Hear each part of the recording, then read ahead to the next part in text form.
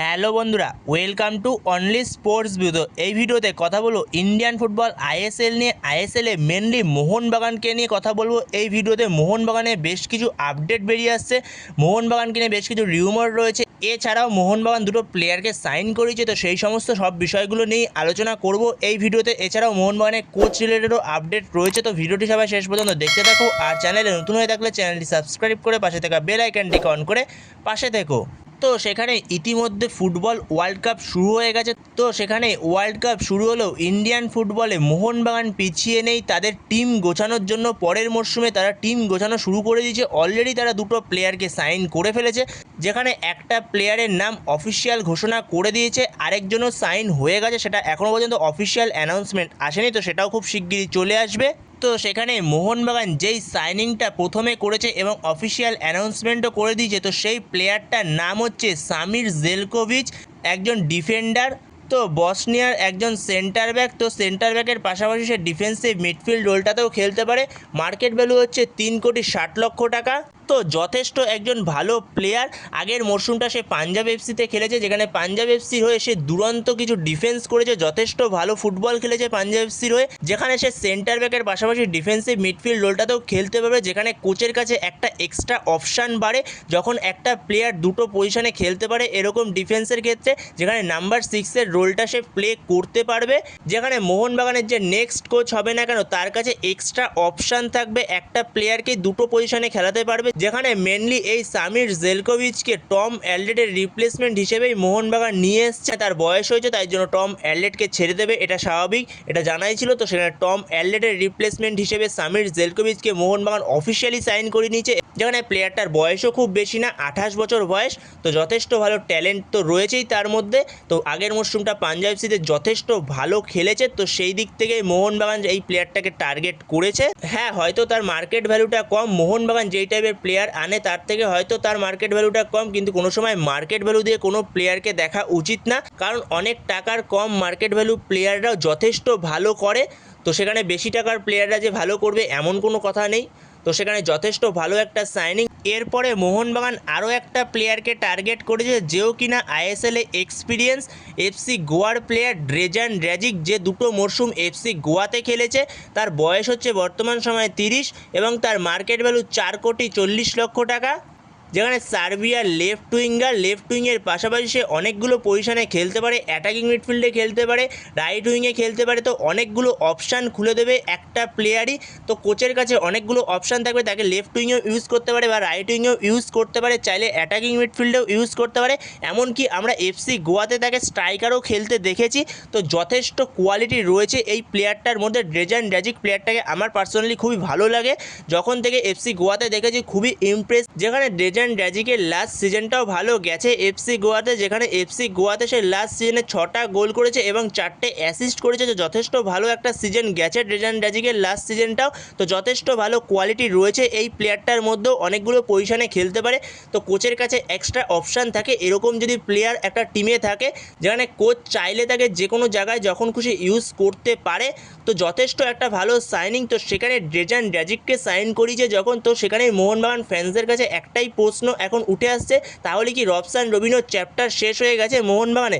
যেখানে রবসান রবিনো যেই খেলাটা সে বসুন্ধরা কিংসে খেলেছিল, সেই খেলাটা একদমই মোহনবাগানে এসে সে আগের সিজনে খেলতে পারেনি। অনেকটাই সে আনফিট ছিল, হয়তো পরের দিকে কিছুটা একটু চেষ্টা করেছে, কিন্তু প্রথম দিকে পুরোপুরি আনফিট ছিল। সেই রবসান রবিনোকে আমরা চিনি না। তো হয়তো যত সম্ভব রবসান রবিনোকেও ছেড়ে দেবে মোহনবাগান, যেখানে দিমিত্রি পেতারোস এবং কামিন্স, এছাড়া টম অ্যালডেটকে তো ছেড়ে দেবে, এটা জানাই ছিল। তো এদের ছেড়ে দেবে। এর পাশাপাশি হয়তো এখন বর্তমান সময় রবসান রবিনোকেও হয়তো পরবর্তী সময় ছেড়ে দেবে, এরকমই এখন পর্যন্ত আপডেট পাওয়া যাচ্ছে। তো সেখানে শেষ পর্যন্ত দেখা যাক রবসান রবিনোকে আদৌ রাখে কিনা।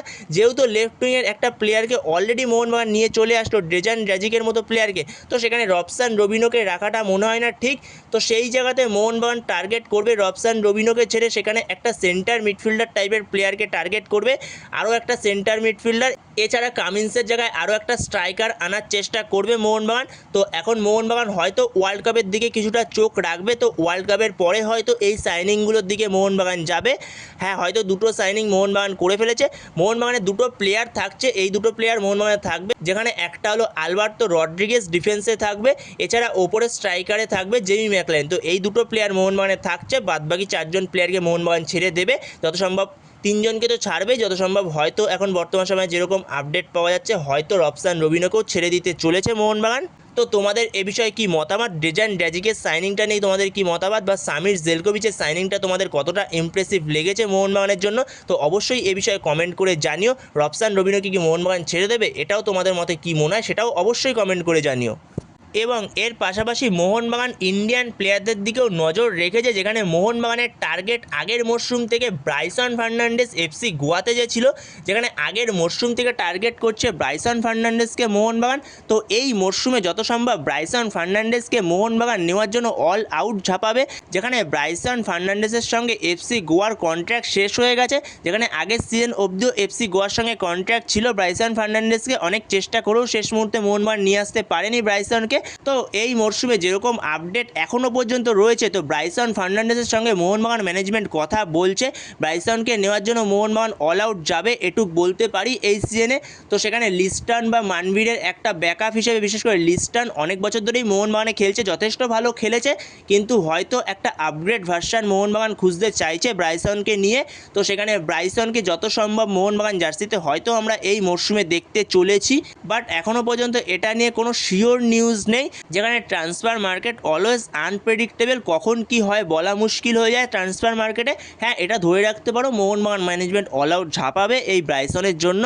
তো ব্রাইসনকে কি তোমরা দেখতে চাও মোহনবাগান জার্সিতে? তোমাদের এ বিষয়ে কি মতামত অবশ্যই কমেন্টে জানিও। হ্যাঁ, ব্রাইসন আসলে অবশ্যই গুড সাইনিং হবে মোহনবাগানের জন্য, একটা ভালো সাইনিং হতে চলেছে ব্রাইসন। তো এরপরে যদি মোহনবাগানের কোচ নিয়ে কথা বলি, তো মোহনবাগান বেশ কিছু কোচের দিকে নজর রেখেছে, যেখানে এখনও পর্যন্ত কোনো অফিসিয়াল নিউজ নেই যে মোহনবাগান এই কোচকেই নিয়ে আসতে পারে। যেরকম জুয়ান পেদ্রো বেনালের দিকে মোহনবাগানের নজর রয়েছে, বা যেরকম পাঞ্জাব এফসির যে কোচটা তার দিকেও মোহনবাগানের নজর রয়েছে, এরকম আপডেট রয়েছে, যেখানে পাঞ্জাব এফসির কোচ লাস্ট দুটো সিজন পাঞ্জাব এফসির হয়ে যথেষ্ট ভালো কোচিং করিয়েছে।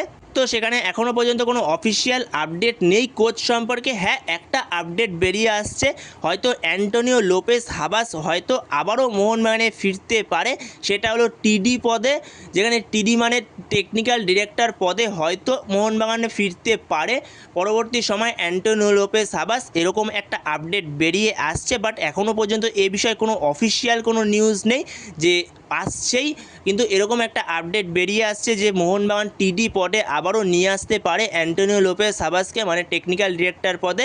তো সেখানে দেখা যাক পরবর্তী সময় অ্যান্টোনিও লোপেস আদৌ আবার মোহনবাগানে ফেরে কিনা। তো তোমাদের কি মনে হয় এ বিষয়ে, অ্যান্টোনিও লোপেস হাবাস কি সে ফিরবে মোহনবাগানে? তো তোমাদের এ বিষয়ে মতামত অবশ্যই কমেন্ট বক্সে জানিও। তো এই ভিডিওতে এই পর্যন্তই। তো এই ভিডিওতে এই আপডেটগুলো নিয়ে আলোচনা করার ছিল। তো ভিডিওটি ভালো লাগলে অবশ্যই লাইক শেয়ার সাবস্ক্রাইব করতে ভুলো না। তো নেক্সট ভিডিওতে দেখা হচ্ছে, ততক্ষণের জন্য বাই বাই।